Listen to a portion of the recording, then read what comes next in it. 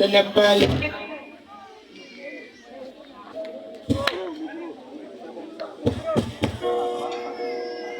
Alléluia. Je salue dans le nom de Jésus-Christ. Ce n'est pas le moment de me présenter. Alléluia. Mais ce soir, le moment. Je ne sais pas quoi dire à Jésus-Christ. Et pour tous ceux qui sont destinés à devenir enfants de Dieu. Alléluia. Depuis hier, nous allons commencer minuit veillée. Bien avant ça, j'ai été déjà averti qu'il y a une chante qui va quitter à Boaké. Il désire de faciliter cette veillée. J'ai dit ok. Parce que tout ce qui est pour Dieu, on ne peut pas empêcher quelqu'un. Ce qui est pour Dieu, on ne peut pas empêcher quelqu'un. Donc, si vraiment il désire d'être au milieu de nous, qu'il vienne. Alléluia. Mais tous les jours, comme nous avons toujours des invités et des chantes, je ne savais pas que mon papa, il était infirme.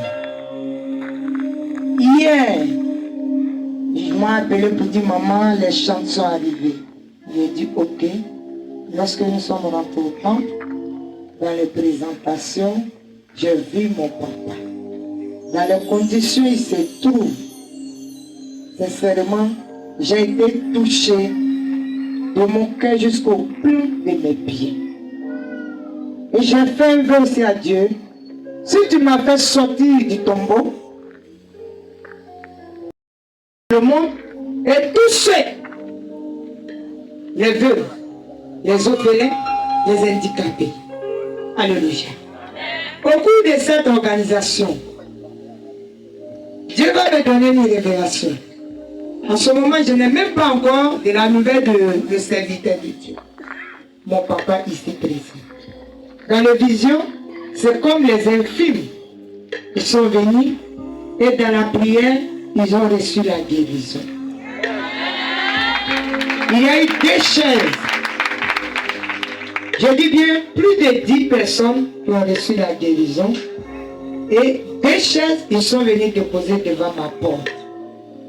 Et tous se souviennent, ils partaient. Je les ai fait appel pour dire, mais puisque Dieu vous a guéri, prenez votre chaise et jetez devant la porte. Ils m'ont dit, non, maman, nous sommes guéris, mais garde ça pour ceux qui vont venir après nous. Je me suis levé, j'ai dit, mais Seigneur, qu'est-ce que tu veux me dire? C'est quel message ça? J'ai fait appel à mes pasteurs. J'ai dit, voici les révélations que Dieu. Mais je ne comprends pas. Je ne comprends pas le fond de cette révélation.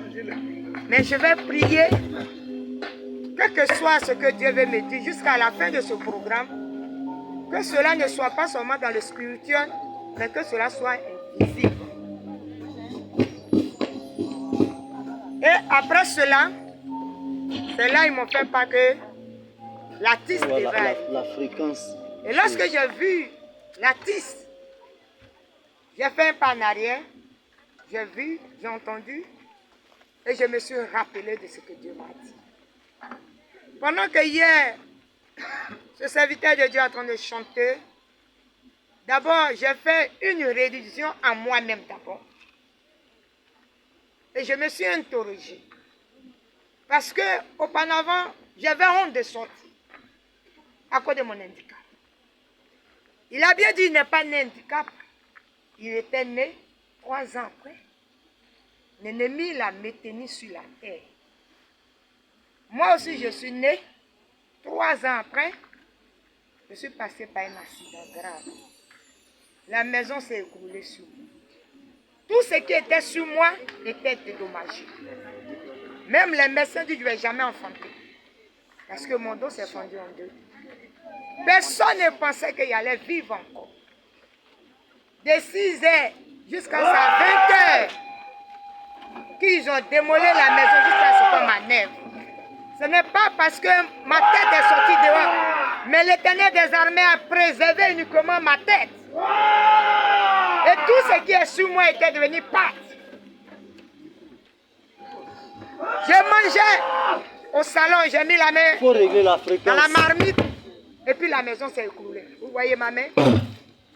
Dans des parties, il n'y a pas os. Tout ici était endommagé. J'étais rempli de... C'est la fréquence.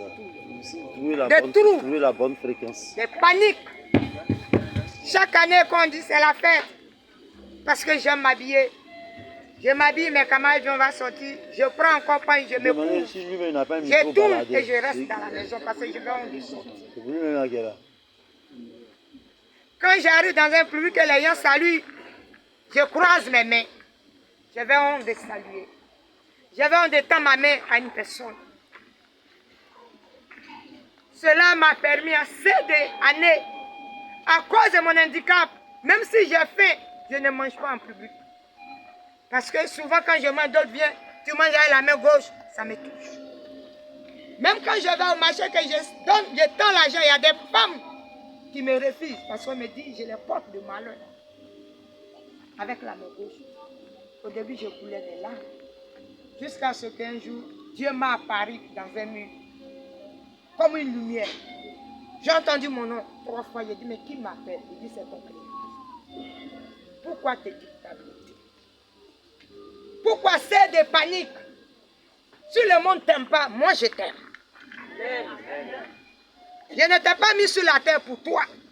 Mais je t'ai mis sur la terre pour que tu sois un témoignage pour moi. Parce que ta vie est une vie de témoignage. Alors, sens-toi libre. Vis comme les autres. Quand cette voix a disparu, la lumière a disparu. Je me suis réveillée, j'ai pris la fille que je suis sortie. Ma maman me demande il y a quoi, j'ai dit voilà ce que j'ai fait. Je n'arrivais pas à dormir, je suis allée voir l'homme de Dieu. Il dit mais à tout moment on te dit tu es une sentinelle. C'est Dieu maintenant qui s'est apparu devant toi. Arrivé un moment, je n'arrive plus à entendre même la voix des personnes. À tout moment j'entends, on m'appelle, mais je ne vois pas la personne. Jusqu'à ce que 2015, j'ai fréquenté beaucoup des églises. J'ai été réveil, Pentecôte, Assemblée de Dieu, méthodiste. Parce que quand je mets pied, quand on me dit tu es sentinelle, je ne passe plus là-bas. J'étais un grand commerçant. C'est mon argent qui m'intéresse. Même souvent quand quelqu'un achète, moi, mes activités pour me donner l'argent, il jette par terre et je ramasse. Parce que j'ai la main gauche. On dit pleurer, j'ai assez pleuré. Humilié, j'ai été assez humilié. J'ai subi beaucoup de choses. Mais je vais dire à mon frère ce soir, le moral que Dieu t'a donné, qu'il continue cela, parce que tu n'es pas seul. Nous sommes nombreux. Avant, je pensais que j'étais seul. Mais quand je vois pour l'autre, je me sens encore parmi des personnes qui sont. J'ai été beaucoup englouti à moi-même. Mais depuis quand Dieu m'a dit, un dimanche en 2015, je me suis habillé, j'ai soulevé mon sac. Il dit, ne freine pas à la porte, retourne. Assieds-toi, invoque-moi. J'ai dit, mais Seigneur, je ne suis pas parti à l'école. Je ne sais pas lire. De t'invoquer comment? Avec quoi? Il dit, crie mon nom. Je fais venir les malades. Et à mon nom, tu vas les guérir. J'ai dit à mes enfants, retournons-nous à la maison. Moi, je vais plus aller. J'ai pris assiette d'aluminium.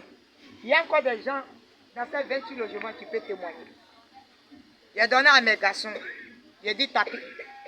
J'ai commencé à chanter. Chanter. Premier dimanche, deuxième dimanche. La première personne que Dieu l'a envoyée vers moi, c'était cancer de sein. Voici son mari qui est là, c'est un enseignant. Ils étaient à l'église méthodiste. Elle avait un bébé de 6 mois. On les a donné papier, on dit allez à Abidjan, ils vont imputer le sein. il avait un de son collègue qui s'appelait Essi Fidèle. Parce que Dieu m'a utilisé aussi dans sa famille. Bien avant ça, il avait déjà perdu son fils aîné. Il était rempli de tourments. Fidèle va lui dire, va dans ta maison. Il y a une jeune dame. Elle est très jeune. Quand tu la vois, tu ne sais même pas que Dieu l'a utilisée. Je pense qu'elle peut trouver une solution pour ta femme. Ils sont arrivés, je dormais, ils m'ont réveillé. Quand je suis sortie, sincèrement, sa femme souffrait. La dame a ici le sein tendu comme ça. Avec bébé de 6 mois. J'étais décevrée, son bébé. J'ai fixé des regards, j'ai dit Seigneur, me voici. Sur quoi je dois m'habiller? Tu m'as dit qu'il ne faut pas y sortir. Je ne sais pas lire. De faire quoi? J'ai fléchi, j'ai prié. Dieu va me dire premier, mais il dit, dis à l'homme de lire Somme 6. Je suis venu, j'ai dit à mon mari, trouve-moi tel message, Somme 6. À ce moment, lui aussi ne maîtrisait pas la vie. Il dit, mais c'est pas où on doit chercher. J'ai dit, je ne sais pas. Il a appelé un de son amis qui était pasteur à Dabou. Il lui a montré dans la partie où ça se trouve. Quand il a fini de lire, j'ai imposé là. Voilà son mari, ce qui s'est passé au salon. 3e jour, je lui ai dit, le sein va se percer.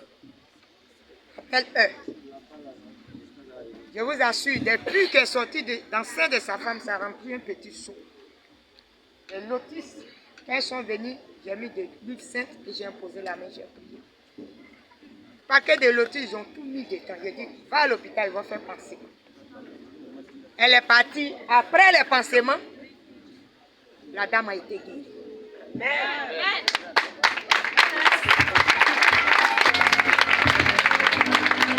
En dehors de ça, il y a eu plusieurs cas. Jusqu'à ce que j'ai une chante ici qui s'appelle Anne-Marie. Tout le monde la connaît, Annie. Cancer de tourisme.